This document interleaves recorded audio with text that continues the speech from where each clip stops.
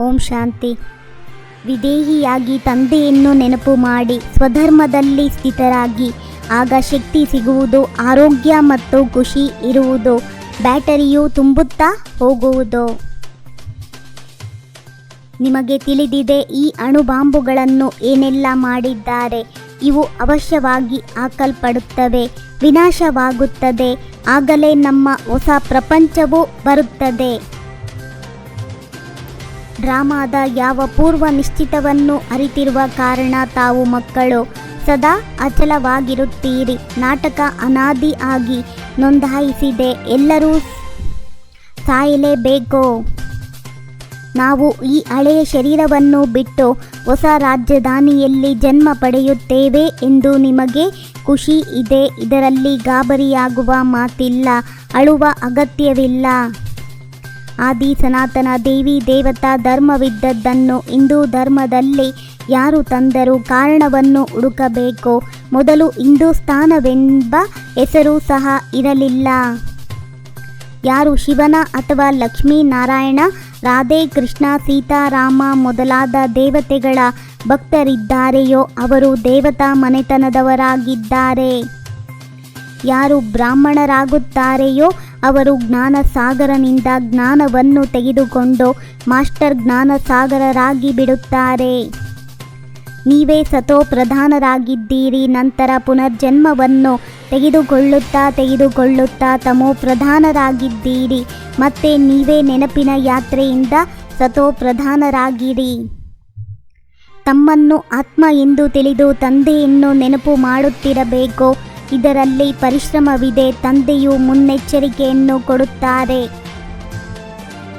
ನೆನಪು ಮಾಡದೆ ಆತ್ಮನಲ್ಲಿ ಶಕ್ತಿ ಎಲ್ಲಿಂದ ಬರುತ್ತದೆ? ಬ್ಯಾಟರಿ ಎಲ್ಲಿಂದ ತುಂಬುತ್ತದೆ? ನಡೆಯುತ್ತಾ ನಿಂತು ಬಿಡುತ್ತದೆ. ಶಕ್ತಿ ಇರುವುದಿಲ್ಲ.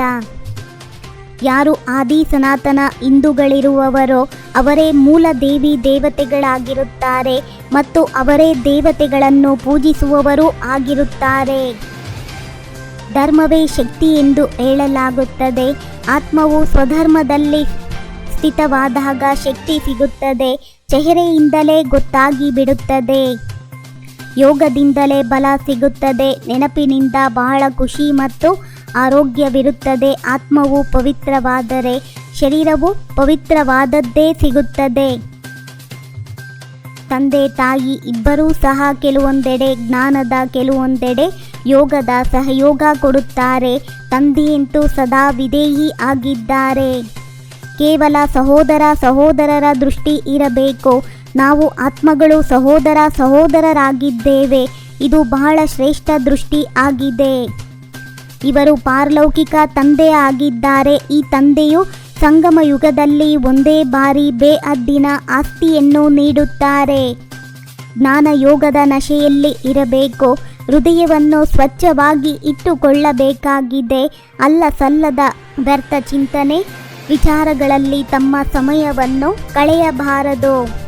ನಾವು ಆತ್ಮಗಳು ಸಹೋದರರಾಗಿದ್ದೇವೆ. ಈ ಅಭ್ಯಾಸವನ್ನು ಪಕ್ಕಾ ಮಾಡಿಕೊಳ್ಳಬೇಕು.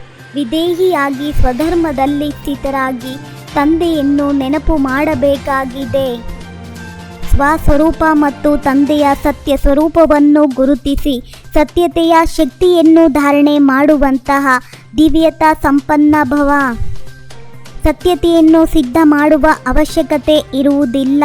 ಒಂದು ವೇಳೆ ಸತ್ಯತೆಯ ಶಕ್ತಿ ಇದ್ದಲ್ಲಿ ಖುಷಿಯಲ್ಲಿ ನಾಟ್ಯವಾಡುತ್ತಿರುತ್ತಾರೆ. ಪ್ರಕಾಶ ಕೊಡುವಂಥ ಸೇವೆ ಮಾಡಿ, ಆಗ ಸಮಸ್ಯೆಗಳು ಸಹಜವಾಗಿ ಓಡಿ ಹೋಗುವವು. ಓಂ ಶಾಂತಿ. 21 ಜನ್ಮಗಳಿಗೆ 21 ಪರಮಾತ್ಮನ ಮಹಾವಾಕ್ಯವನ್ನು ಆಲಿಸಿ.